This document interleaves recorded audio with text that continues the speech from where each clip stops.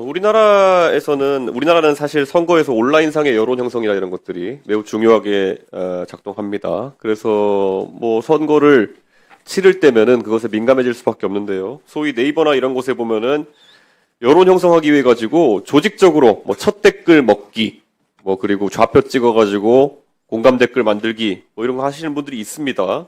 그것이 간혹 보도되기도 하고 이러는데요. 근데 실제 저희 의원실에서 네이버 측에 의뢰해가지고 댓글 관련 통계를 몇 개 받아봤습니다. 그랬더니만 실제 대한민국의 정치기사, 주요 정치기사에 달리는 댓글 중에 한 1에서 2% 정도가 외국 국적자의 댓글이 달리고 있다라는 통계를 저희가 수령했거든요. 그런데 사실 이 여론이 그 1, 2% 정도의 그런 외국 국적 댓글이 달린다고 하는 것이 공직선거 같이 민감한 상황에서는 적다고만 볼 수 없는 수치입니다.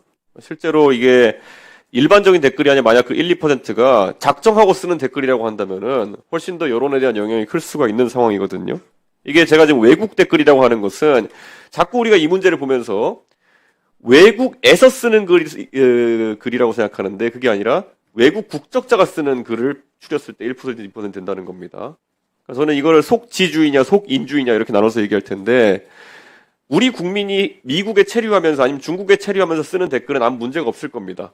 근데 우리나라에 거주하고 있든 아니면 해외에 거주하고 있든 우리나라에 선거권이 없는 외국인이 여론 형성을 목적으로 정치 기사에 댓글 다는 것은 규제해야 된다고 생각하거든요. 저도 사실 정치에는 관심이 많지만 제가 일본 기사에 가가지고 제가 일본 사이트에 댓글을 남길 정도의 부지런함은 없거든요. 근데 왜 우리나라의 네이버 기준을 봤을 때 1, 2% 정도의 외국 국적자 댓글이 달리느냐. 이거에 대해 가지고 장관님 어떻게 생각하십니까? 이 공직선거라는 것이 있어가지고 우리가 뭐 선거 한 90일, 120일 이렇게 앞두고는 여러 가지 규제들이 들어가게 돼 있는데 우리나라에서 운영되는 포털 및 뉴스 사이트에서 외국 국적자의 댓글 한 90일에서 120일 정도는 선거 전에 막는 것에 대해서 혹시 뭐 의견을 주신다면 어떻겠습니까? 네, 뭐 의원님 말씀하신 부분에 이제 공감도 가면서요. 근데 이제 이건 방송미디어통신심의위원회에서 좀 주로 좀 그 다뤄야 될 이슈 같고요. 공정한 어떤 그 선거, 공정한 어떤 그 여론 조성 이런 것들은 필요한 것 같습니다. 실제로 뭐 저는 당연히 방심위에도 얘기하지만은 사실 이 문제에 대해 가지고는 우리가 글쎄요 그 여론 조성이라는 것이 공직선거에까지 영향을 준다. 그러면 부총리께서도 좀 더 경각심을 가지고 보셔야 된다 생각하고요. 절대 우리나라의 뭐 이커머스나 이런 것들이 위축돼서는 안 되기 때문에 아주 조심스럽게 기술적으로 해결해야 될 문제로 이렇게 보입니다.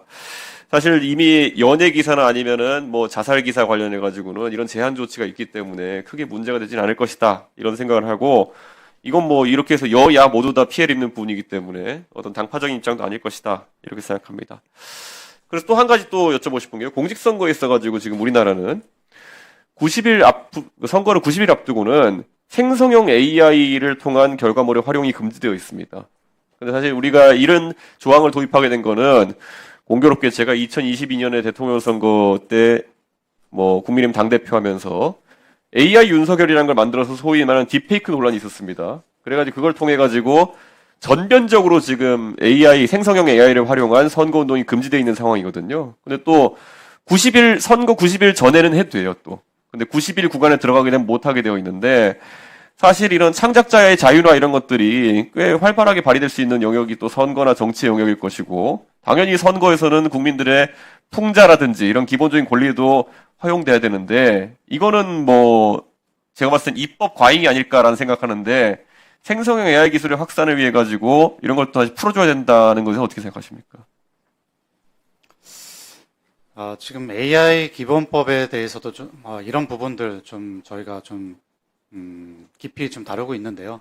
그 어쨌든 국민의 뭐 안전 그리고 여러 가지 좀 위협에 관한 부분에 대한 뭐 기본적인 제재 사항들 이런 부분에 대한 검토를 많이 하고 있지만 저는 선거도 그런 부분들에 해당된다고 봅니다. 그래서 실제 이제 상용 목적에서 이제 활성화해야 될 부분들은 활성화시키고 이런 선거에 있어서는 선거법 규제 이런 부분들에서 신경을 저희가 써야 되기 때문에 좀 일부 좀 제재가 좀 필요하지 않을까 생각합니다. 제가 이 질문 드린 이유는 아주 구체적인 사안들을 드린 이유는 뭐냐면요. 사실 우리 지금 파운데이션 모델 만들고 이런 것도 굉장히 중요하지만은 제가 요즘 놀라는 건 뭐냐면은 뭐 예측되었던 일이지만은 LLM부터 여러 가지 생성형 AI 모델들이나 이런 것들에 단가 경쟁이 시작되었다는 걸 느낍니다.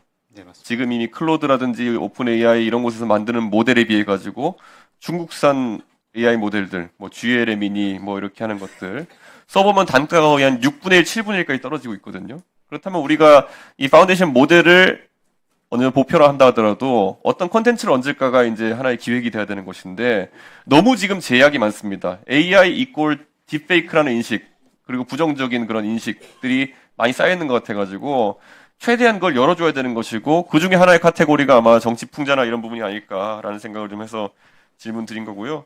지금 대통령께서 이제 한미 정상회담 앞두고 계신데요. 사실 이번에 논의되는 것 중에 통상협상이랑 원자력 협정에 관한 것도 논의되지 않을까라는 기대를 지금 하고 있는 건데 사실 지금 너무 외교계에서 나오는 얘기가 우려되는 것이 실제 트럼프 대통령은 북한의 핵무장을 용인하는 모습으로 지금 이제 가고 있습니다. 실질적 핵보유국이라고 얘기하는 모양새로 가고 있는데 그래서 갑자기 우리는 재처리와 그리고 농축에 대한 권한을 받아든다 하더라도 이게 서로 급부가 맞지 않는다는 얘기가 지금 나오고 있는 거거든요. 그렇기 때문에 이런 부분에 대해서 우리가 실제 재처리나 농축 권한을 얻는다 하더라도 이게 얼마나 실질적으로 우리한테 도움이 되는 권한이 될 것이냐. 물론 그걸 통해서 우리가 뭐 원자력의 평화적 이용부터 무기까지 다 할 수 있겠지만은 우리 현실에서 지금 대한민국의 재처리나 아니면은 이런 농축 공장 같은 걸 지을 공간이나 이런 것들이 있는지부터 이제 다 봐야 되는 거거든요. 그래서 저는 부총리가 되셨으니까 좀 이런 기술적인 지원이나 아니면은 실질적인 상황 같은 것들을 대통령께 잘 보고하고 계신지가 좀 궁금합니다.